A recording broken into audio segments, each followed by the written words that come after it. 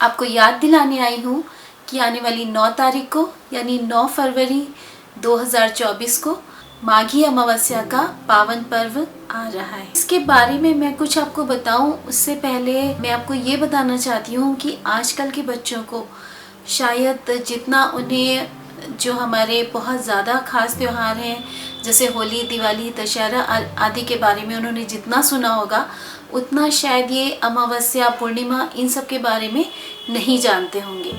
तो मैं बहुत शॉर्ट में आपको बता देती हूँ कि हिंदू कैलेंडर में भी 12 महीने होते हैं और हर महीने में एक बार अमावस्या और एक पूर्णिमा ज़रूर आती हैं। तो इस तरह से टोटल 12 अमावस्या आती हैं और 12 पूर्णिमा आती हैं। पूर्णिमा के दिन हमें फुल मून यानी पूर्ण चंद्र दिखाई देता है और अमावस्या के दिन चंद्रदेव के दर्शन नहीं होते हैं। तो इस तरह से इस माघ के महीने में पड़ने वाली अमावस्या को माघी अमावस्या कहते हैं। इसे मौनी अमावस्या भी कहते हैं। इस दिन ऋषि मनु का जन्म हुआ था। मौन का अर्थ होता है चुप रहना, शांत रहना। तो इस दिन का एक ये भी विधान है कि इस दिन चुप रहकर, मौन रहकर, बिना किसी दिखावे के मन ही मन ईश्वर की पूजा अर्चना आराधना करी जाती है, जिससे कि शुभ फल मिलता है। और इस दिन पवित्र गंगा जी में या दूसरी पवित्र नदियों में स्नान, ध्यान और उसके बाद दान करने का ही विशेष महत्व होता है। पौराणिक कथाओं के अनुसार जब सागर मंथन के समय भगवान धन्वंतरी अमृत कलश लेकर प्रकट हुए थे, तब अमृत के लिए देवताओं और असुरों में खींचातानी शुरू हो गई थी, जिस वजह से अमृत की कुछ बूंदें हमारे प्रयागराज, उज्जैन, हरिद्वार और नासिक में जा गिरी थी।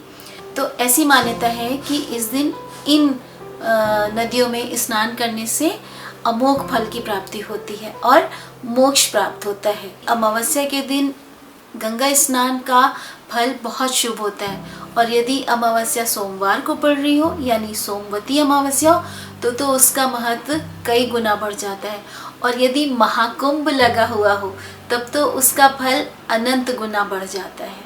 तो इसी से आप समझ सकते हैं कि इस दिन नदियों में स्नान करना, इन नदियों में खास करके ऐसा माना जाता है कि आपने अमृत स्नान कर लिया और आपको अमोघ फल की प्राप्ति होती।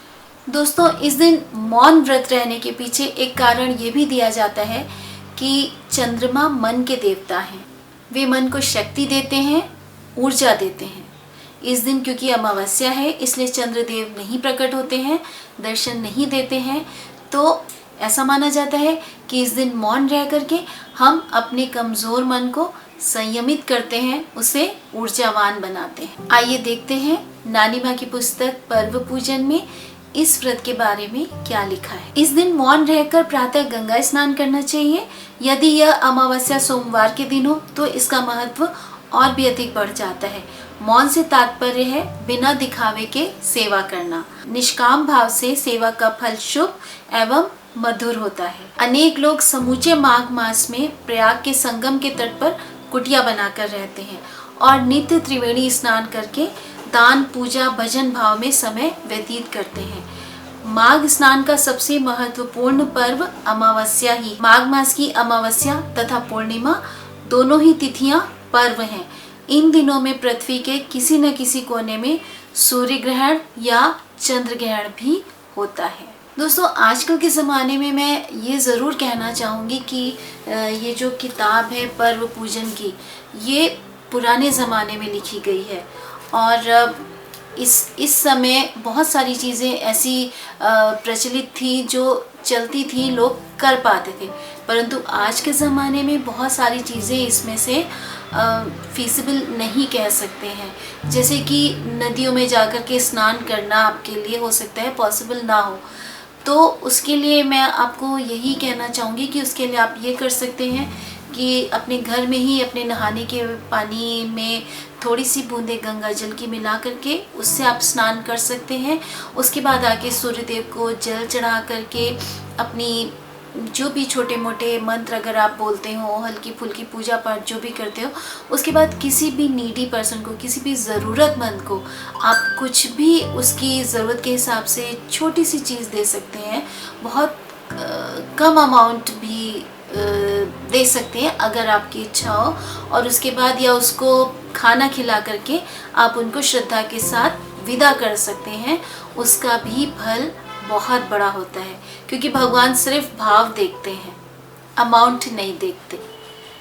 तो इस तरह से आप माघी अमावस्या को भी बिना ज़्यादा मेहनत किए, बिना ज़्यादा टेंशन लिए अच्छे से मना सकते हैं। और इसके बाद वही जो अंत में होता है पूजा पाठ में हमारे घरों में, हिंदू धर्म में, जैसे उनके दिन बहुरे वैसे सबके दिन बहुरे। धन्यवाद।